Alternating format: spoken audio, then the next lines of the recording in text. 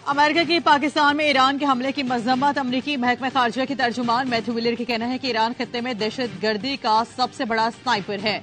Iran की वजह से ही अमरीकी फौज इराक में मौजूद है। ईरान ने 3 हमसाया ममालिक की खुद मुख्तार सरहदों की खिलाफ वर्जी की।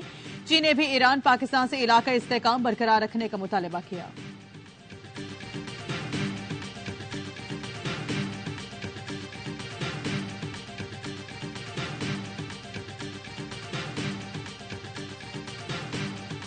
बलूचिस्तान में ईरानी फजाई हमले पर पाकिस्तान का शदीद रद्दअमल। पाकिस्तान ने ईरान से सफीर वापस बुला लिया। ईरानी सफीर को भी इस्लामाबाद में काम से रोक दिया। तेहरान गए ईरानी सफीर को कह दिया कि फिलहाल पाकिस्तान न आए। तर्जुमान दफ्तर खारिजा ने पाकिस्तान की खुद मुख्तारी पर हमला करार दिया।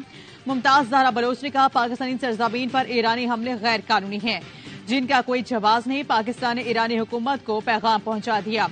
जवाब देने का हक महफूज रखते हैं। नताइज की जिम्मेदारी पूरी तरह ईरान पर आयद होगी। पाकिस्तान ने ईरान के साथ तमाम आला सतह दौरे मुअत्तल करने का भी फैसला कर लिया। पंजकोर में ईरानी हमले में 2 बच्चे जाँ बहक और 3 बच्चियां जख्मी हुई। पाक Iran joint border trade committee का 11वां इजलास मनसूख। पाकिस्तान ने वफ्द चाबहार से एहतजाजन वापस बुला लिया। महशत के गवर्नर सिंध कामरान डिसोरी भी कराची वापस आ गए।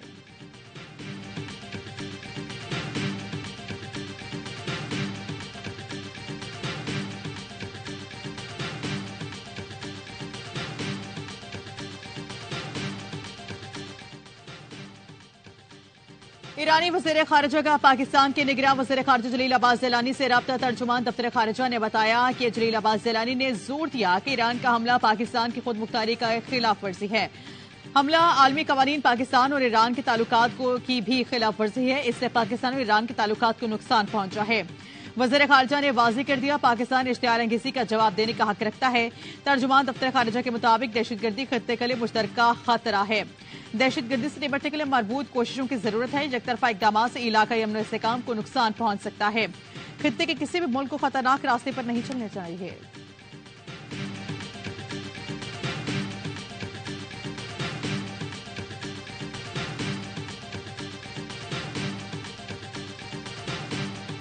मेरे ख्याल में ईरानियों को भी समझ आ जाएगी कि वो इस खित्ते में तनहा रह गए, क्योंकि सिर्फ पाकिस्तान पर हमला नहीं किया उन्होंने, इराक पर किया है, सीरिया पर किया है, और उस वक्त किया है जब वो बेचारे फलस्तीनी जंग लड़ रहे हैं अपनी आजादी की इजराइल के खिलाफ। इस हमले से तो सिर्फ इजराइल खुश होगा। ईरान ने हमला करके फलस्तीनी कौस को नुकसान पहुंचा। इस वक्त तोपों का रुख इसराइल की तरफ होना चाहिए था। ईरान ने ब्लंडर कर दिया। पाकिस्तान तो भारत को भी जवाब दे चुका है। ईरान को पाकिस्तान की अस्करी ताकत का बखूबी अंदाजा है। सरबराह सेनेट कायमा कमेटी बराए दिफा मुशाहिद हुसैन सैयद कहते हैं, ईरान के अंदर सिक्योरिटी नाकामियों का पाकिस्तान से ताल्लुक नहीं। ईरान की सरजमीन पर भी ऐसे ग्रुप हैं जो पाकिस्तान मुखालिफ हैं। ईरान ने जो इकदाम किया, 2 ममालिक ऐसी हमाकत नहीं करते। ईरान को जवाब दे दिया। फिलहाल इससे ज्यादा जवाब देने की जरूरत नहीं। ताल्लुकात को जो एकदम झटका लगा, इसमें बेहतरी में वक्त लगेगा। इराक तो ईरान की हिमायत करता था, वहां भी ताल्लुकात को धक्का लगा। चीन ने पाकिस्तान और ईरान से तहम्मुल से काम लेने की अपील कर दी। चीनी वजारत खारिजा की तर्जुमान का कहना है कि फरीकैन कशीदगी में इजाफे का बाइस बनने वाले इकदाम से गुरेज करें। अपने इस्तेहकाम को बरकरार रखने के लिए दोनों मुल्क मिलकर काम करें। हम ईरान और पाकिस्तान दोनों को करीबी पड़ोसी और बड़े इस्लामिक मुल्क समझते हैं। ईरान और पाकिस्तान दोनों बीजिंग के करीब शराकतदार और शंघाई ताउन तंजीम के रुकन हैं।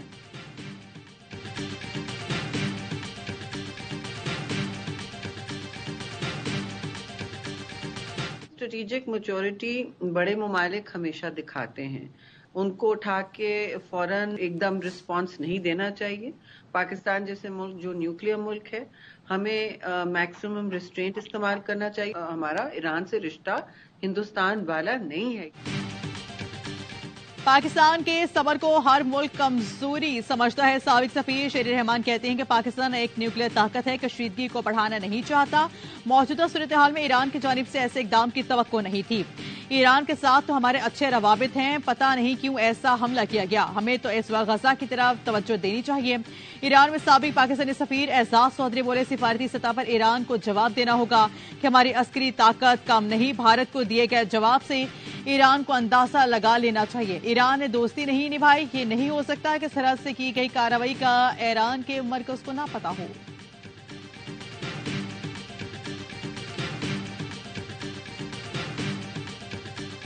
इराक ने भी ईरान से अपना सफीर वापस बुला लिया। मिसाइल हमलों के बाद तेहरान में तैनात अपने सफीर को मुशावरत के लिए बुला लिया गया। इराक का ईरान के खिलाफ अक़वाम मुत्तहिदा की सलामती काउंसिल जाने का भी ऐलान। इराकी वज़ीर ख़ारजा फवाद मोहम्मद का कहना है कि हमारा सलामती काउंसिल में जाना ईरान के लिए मुश्किल घड़ी करेगा। ईरान इसराइल पर हमला नहीं करना चाहता या नहीं कर सकता, इसलिए वो अपने इर्द गिर्द मुतासरीन को तलाश कर रहा है। इराकी वज़ारत ख़ारजा ने बगदाद में ईरानी नासुर को तलब करके एहतजाज फिर रिकॉर्ड करवा दिया। पीटीआई को इलेक्शन लड़ने की इजाजत ना मिली। लाहौर हाईकोर्ट ने कागजात नामजदगी मुस्तरद होने के खिलाफ दरख्वास्त खारिज कर दी। शाहमूद कुरैशी, चौधरी परवेज इलाही, हमजा अहमद अजहर, फवाद चौधरी और सरम जावेद भी इलेक्शन की दौड़ से बाहर। तमाम रहनुमाओं की अपीलें खारिज कर दी गई। उस्मान डार की वालिदा को NA-71 से इलेक्शन लड़ने की इजाजत मिल गई। जरताज गुल के कागजात नामजदगी मंजूर होने के खिलाफ भी दरख्वास्त खारिज कर दी गई। जस्टिस अली बाकिर नजवी की सरबराही में 3 रुकनी बेंच ने फैसला सुनाया। मुराद सईद की कागजात नामजदगी मुस्तरद होने के खिलाफ दरख्वास्त पेशावर हाई कोर्ट ने फैसला महफूज कर लिया।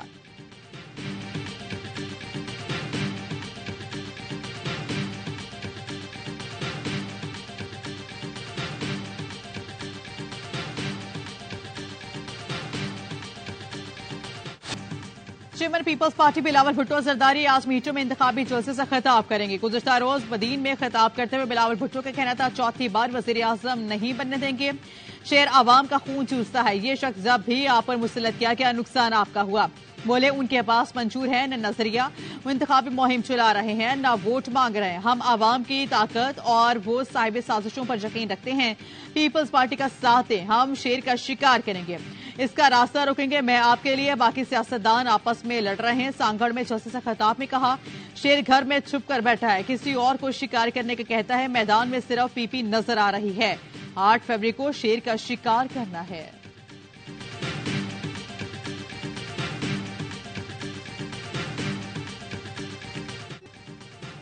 Chairman Peoples Party Bilawal Bhutto Zardari आज मीटों में नवाज शरीफ के कायद नून लीग के कायद मियां नवाज शरीफ आज हाफजाबाद में जलसे से खिताब करेंगे। मरियम औरंगजेब कहती हैं, नवाज शरीफ महंगाई से निजात और खुशहाल मुस्तकबिल देने के एजेंडे पर बात करेंगे। शहबाज शरीफ और मरियम से मीटिंग करना क्या इस बात की गारंटी कि हमें हुकूमत मिल जाएगी? हम अपनी तैयारी कर रहे हैं कि अगर अल्लाह ताला ने मौका दे तो हमें तैयार रहना चाहिए। मुआशी माहिरीन से मिलना ऐसी कोई गारंटी नहीं कि हमें हुकूमत मिल रही है। हम इलेक्शन की तैयारी कर रहे हैं। शहबाज शरीफ की सहाफियों से गुफ्तगू हुकूमत में आकर आम मुआफी की सवाल पर बोले, मुआफ करने वाली जात अल्लाह की है। मैंने तो नहीं कहा था कि मैं उनको रुलाऊंगा। शहबाज शरीफ का पीटीएम हुकूमत में महंगाई का एतराफ, कहा महंगाई जानबूझकर नहीं लाए, विरसा में मिली थी। 16 माह की हुकूमत में बड़े बड़े चैलेंजेस का सामना किया, पाकिस्तान को दिवालिया होने से बचाया। मौका मिला तो नवाज शरीफ के दौर में तरक्की का सफर दोबारा शुरू करेंगे। साकिब निसार जैसे मोहरे के जरिए नवाज हुकूमत का तख्ता उल्टा किया। तख्ता ना उल्टा जाता तो पाकिस्तान आज तरक्की की कई मनाजिल तय कर चुका होता। एक साजिश हुई, फिर महंगाई का दौर आया और IMF से मुआहिदा किया तो तोड़ गया। पाकिस्तान को सिफारती ताल्लुकात को पूरी तरह मजरू किया गया। अवाम सोच समझकर मासी पे झांक कर मुस्तकबिल का नक्शा खींचेंगे। इलेक्शन पाकिस्तान की तकदीर का फैसला करेंगे।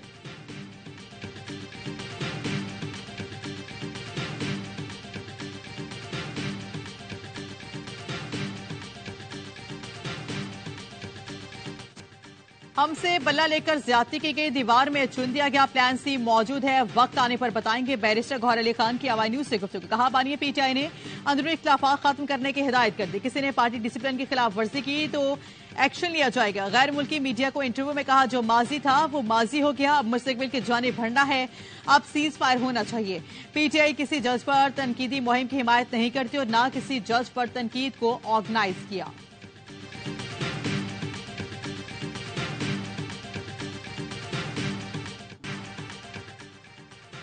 इलेक्शन कराने की आईनी जिम्मेदारी पूरी करेंगे। इंतखाबात 8 फरवरी को ही होंगे। निगरान वज़ीर आज़म अनवर काकड़ का अमरीकी टीवी को इंटरव्यू। कहा, इलेक्शन से पहले कयास सराइयां होती हैं, इलेक्शन मुआशी इस्तेहकाम की जानिब अहम कदम होगा। बोले, साबिक वज़ीर आज़म ने कारकुनों को उकसा कर हमले कराए, वो बदअमनी फैलाने, तोड़फोड़ की हिमायत करने पर जेल में हैं। किसी बेगुनाह को जेल में नहीं डाला गया। वही लोग कैद हैं जो 9 मई के हमलों में मुलविस थे।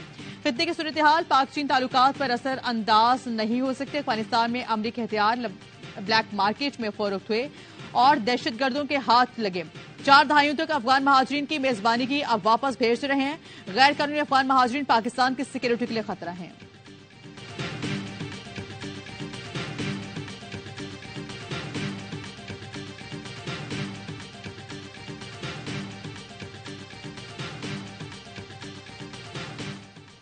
उम्मीदवारों और वोटर्स को साजगार माहौल फराहम किया जाएगा। चीफ इलेक्शन कमिश्नर के मुशावरती इजलास में हिदायत। सिकंदर सुल्तान राजा ने आम इंतखाबात के पुरअमन इनाकात की अहमियत पर जोर दिया। आईजी पंजाब कहते हैं पंजाब में इलेक्शन के लिए हालात साजगार हैं। 19 सियासतदानों को सिक्योरिटी खतरात हैं। इंतखाबात के लिए 1,30,000 सिक्योरिटी एहलकार मामूर होंगे। निगरान वज़ीर दाखिला सिंध हारिस नवाज ने कहा इलेक्शन की पूरी तैयारी है, विंग कर ली है। उम्मीद है इलेक्शन पुरअमन माहौल में होंगे।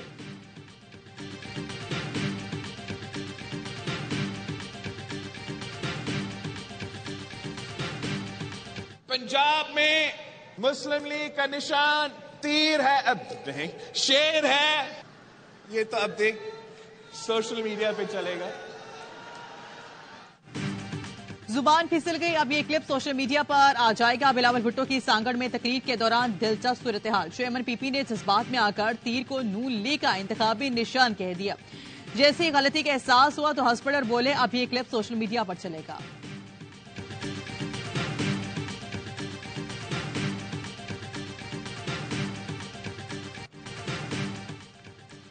लाहौर समेत पंजाब भर में धुंध की चादर तन गई। मोटरवे और कौमी शाहराह पर हद निगाह बेहद कम। अल्लामा इकबाल एयरपोर्ट पर फ्लाइट ऑपरेशन मुतासिर। मोटरवे पुलिस के मुताबिक मोटरवे M2 लाहौर से फारूकाबाद तक, M3 समुद्री से लाहौर तक, मोटरवे M4 शेरशाह से फैसलाबाद, बाहू इंटरचेंज से फैसलाबाद और अब्दुल हकीम इंटरचेंज तक बंद कर दी गई। कौमी शाहराह पर शदीद धुंध के बायस बाज़ मकामात पर हद निगाह सिफर। लाहौर फैसलाबाद रेलवे ट्रैक पर भी ट्रेनों की आमदरफ्त मुतासिर।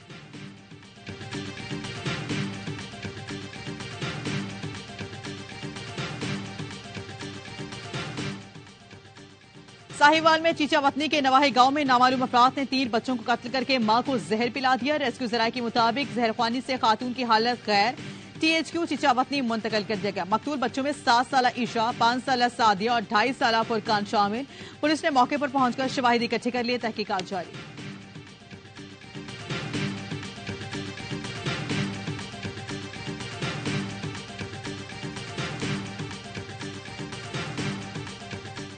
कराची में हॉस्पिटल मुख्तलिफ देहात से नौमौलूद बच्चे खरीदने की बेचने वाली मुलजिमा गिरफ्तार। खारादर पुलिस ने मुलजिमा फातिमा से एक नौमौलूद बच्चे को बाजियाब करवा लिया। पुलिस के मुताबिक मुलजिमा ने ठट्ठा के एक गांव से नौमौलूद बच्चे को 2 लाख रुपए में खरीदा था। मुलजिमा कराची से नौमौलूद बच्चे को फरोख्त करने की गर्ज से आई थी। नौमौलूद बच्चे फरोख्त करने वाली मुलजिमा को दौरान पेट्रोलिंग गिरफ्तार किया।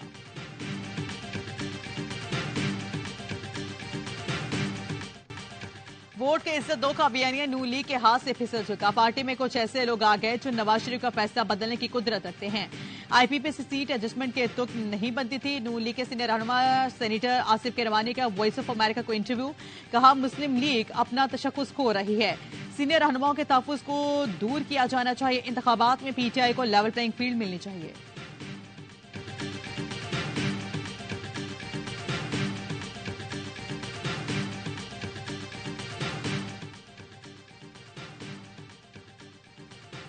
ATC रावलपिंडी ने 9 मई के मुकदमे में गिरफ्तार शेख रशीद की जिस्मानी रिमांड की इस्तदा मुस्तरद कर दी। 14 रोजा जुडिशल रिमांड पर जेल भेज दिया गया। अदालत ने पूछा शेख रशीद के बयान वाली USB कहां है। तफ्तीशी ऑफिसर ने कहा USB मुहर्रर मालखाना के पास था। शेख रशीद का कहना था कि ये सब झूठे केसेस हैं, मुझे तोड़ने की कोशिश की जा रही है।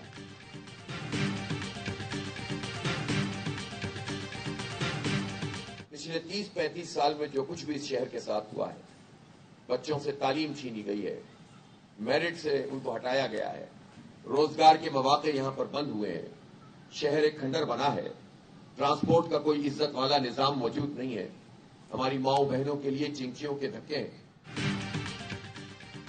कराची में तालीम से साफ पानी और बाइज़ ट्रांसपोर्ट की सहूलत मुयसर नहीं। हमारी माएं बहनें और बेटियां चिंची में धक्के खाने पर मजबूर हैं। पीपल्स पार्टी में मौजूद जागीरदार कराची के टैक्स पर पलते हैं। वडेरों जागीरदारों ने कराची से माल बना लिया, कराची को कुछ नहीं दिया। हाफिज नईमुर रहमान की PP कायद पर वार। खवातीन कन्वेंशन से खिताब में कहा जाबिर हुक्मरानों ने कराची की नस्लें तबाह कर दी। साजिश के तहत इंट्रा इम्तिहानात में 66% बच्चों को फेल कर दिया गया। कराची के नौजवान को जालिम हुक्मरानों के खिलाफ उठ खड़ा होना होगा। हम कराची के आवाम को हालात के रहमो करम पर नहीं छोड़ सकते। टोटल इन्होंने नंबर दिए हुए 158 इसमें, ठीक है ना, लेकिन काउंट करने में हमारे नंबर ज्यादा आ रहे हैं। तो आप खुद सोचेंगे इनको ये इतनी काउंटिंग नहीं आ रही कि टोटल नंबर काउंट कर लें। कराची में इंटरमीडिएट बोर्ड ने साल अव्वल में फेल तलबा के पर्चों की स्क्रूटनी शुरू कर दी। तलबा का कहना है कि हजारों तलबा ने स्क्रूटनी करानी है, 400 रुपए फीस मुआफ की जाए। डिप्टी कंट्रोलर इम्तिहानात कहते हैं कि सीनियर प्रोफेसर जांच पड़ताल करते हैं, स्क्रूटनी का अमल शफाफ होगा। इंटरमीडिएट साल अव्वल में 64% तलबा फेल हुए थे।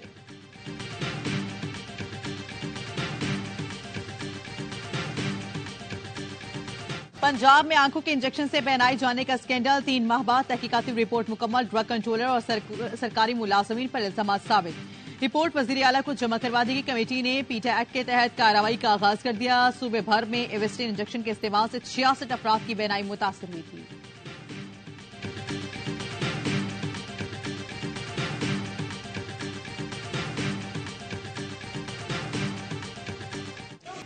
गजा में फजाई और जमीनी हमले जारी, मजीद 163 फलस्तीनी शहीद। एलकराम में सेहूनी फौज का ऑपरेशन बराह रास्त फायरिंग और शेलिंग, घरों में घुसकर तोड़फोड़, सैकड़ों फलस्तीनी गिरफ्तार। 7 अक्टूबर के बाद इसराइली दहशतगर्दी में शहीद फलस्तीनियों की तादाद 24,400 से जायद हो गई। 10,000 बच्चे शामिल, 56,000 से जायद जख्मी हैं। शुमाली गजा में मजीद 2 इसराइली फौजी मारे गए। इसराइल और हमास के दरमियान नया मुआहिदा, कतर ने इलामिया जारी कर दिया। इसराइली जरगमालियों के लिए दवाओं के बदले गजा में इमदाद के राह हमवार की गई।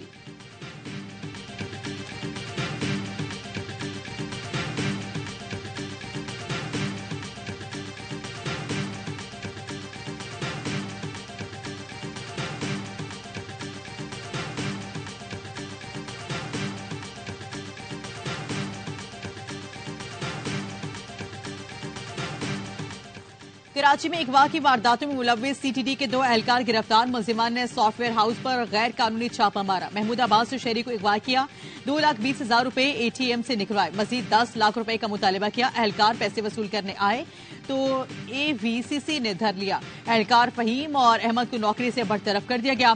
कराची में ईरान से भत्ताखोरी के मुनज़्ज़म नेटवर्क चलाए जाने के इंकशाफ, रेंजर्स और पुलिस का गार्डन में छापा, 2 मुलजिमान को गिरफ्तार कर लिया।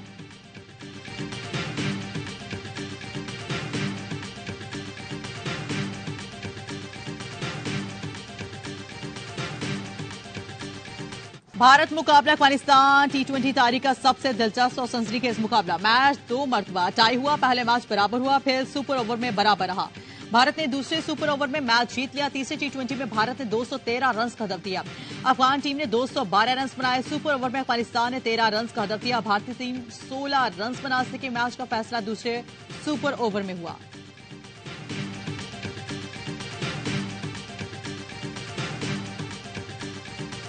पाकिस्तान की न्यूजीलैंड में शिकस्त की हैट्रिक, तीसरा T20 45 रन से हार गया। फिर इंग्लैंड ने पाकिस्तानी बॉलर्स की खूब क्लास की, 16 छक्के और 5 चौके मारे। 133 रन की जारहाना इनिंग्स के साथ टीम का स्कोर 224 रन तक पहुंचाया। हारिस रऊफ को 4 ओवर में 60 रन पड़े। ग्रीन शर्ट्स की इनिंग्स 179 रन तक महदूद रही। बाबर आजम की मुसलसल तीसरी सेंचुरी राय गई। साइम अजूब, फखर जमान, आजम और इफ्तिखार जैसे हार्ड हिटर कुछ न कर सके। चौथा मैच जुमे को खेला जाएगा। न्यूजीलैंड को 3-0 की फैसला कुन बढ़तरी हासिल।